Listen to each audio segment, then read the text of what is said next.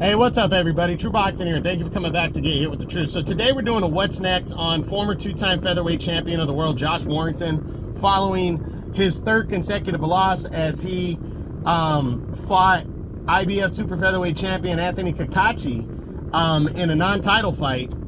As he made his debut, Warrington made his debut at 130 pounds on the DAZN pay-per-view Riyadh season all-UK undercard of Daniel Dubois and Anthony Joshua for the heavyweight championship. Now, before we get into that, if you could smash the like button, leave a comment, or subscribe to the channel, I really do appreciate any and all support that I can get as I continue to build my channel here. So, what's next for Warrington following his third consecutive loss? Should he retire? Should he not retire? I'm really just going to get into that right there. First off, should Warrington retire? If he did, you know, he's got nothing to hang his head about. He really doesn't. He had a stellar career as a featherweight, got some good wins, was in some good fights, and I wouldn't be shocked if he retires. Should he retire, though? And my answer is no. I think Warrington, I really believe this loss to Cacace, you know, it wasn't a great fight on either side. Cacace didn't look that great. He was never expected to be that kind of guy, was Cacace.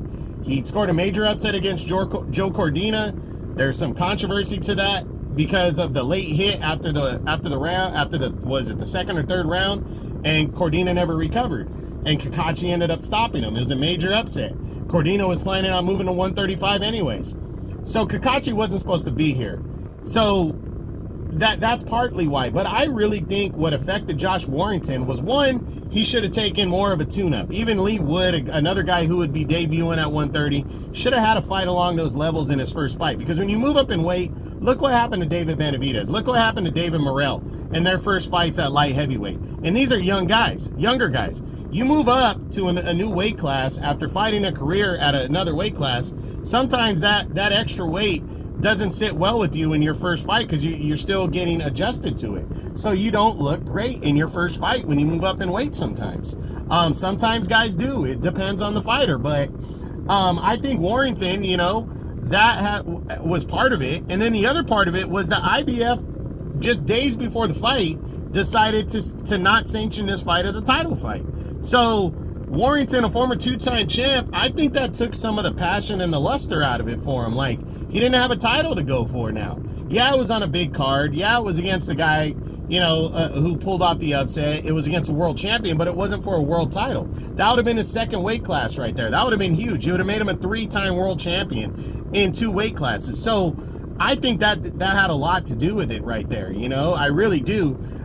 For the loss. So for me, that all adds up to Warrington should not retire. He's 33. I think he should get back into it. There's plenty of guys at 130 that he could go against that maybe you'd have a better chance, maybe you wouldn't, but he would get more adjusted to the weight. You know, I would push for a potential rematch with Lee Wood now. Why not? Go for it. It's right there on the table. There's guys like Zelfa Barrett, which, hey, that's a risky fight, but I would get my feet wet and make one last run if I'm Josh Warrington. I wouldn't go after most of the guys in the top 10. You know, I would go after a particular fight like Lee Wood, or take on a lesser guy, a guy you know you can beat, and you're now adjusted. There's no surprise. You're adjusted. There's no long layoff. Come back like in March, you know, February, March, 6 months in between fights. You get a good training camp in. Now you're officially at 130, and this is your last hurrah run. I think he should do that, because you look at the three losses. I said what I said about Cacace. He was dominating and winning the fight, you know, convincingly against Lee Wood when he got caught and hurt in that one. And the fight with Luis Alberto Lopez before that, when he lost the title and got upset, he was in that fight too. He was battling. So maybe a rematch with Wood, maybe a rematch with Lopez. Lopez got knocked out against Leo. Lopez is likely moving up to 130 again. So why not fight him? So there's options for Warrington, and that's what I think he should do next. And that's what I think could be next. But it could also be retirement, so we got to wait and see. But that's it. That's what I got. That's my what's next on former two-time featherweight champion of the world, Josh Warrington, following his debut at 130 and defeat by unanimous decision to IBF super featherweight champion Anthony Cacace in what was a non-title fight on the DAZN pay-per-view Riyadh season undercard of Daniel Dubois and Anthony Joshua for the heavyweight title. I hope you enjoyed the video. If you did, smash the like button, leave a comment, or subscribe to the channel. I appreciate any and all support. This is True Boxing, and you've been hit with the truth.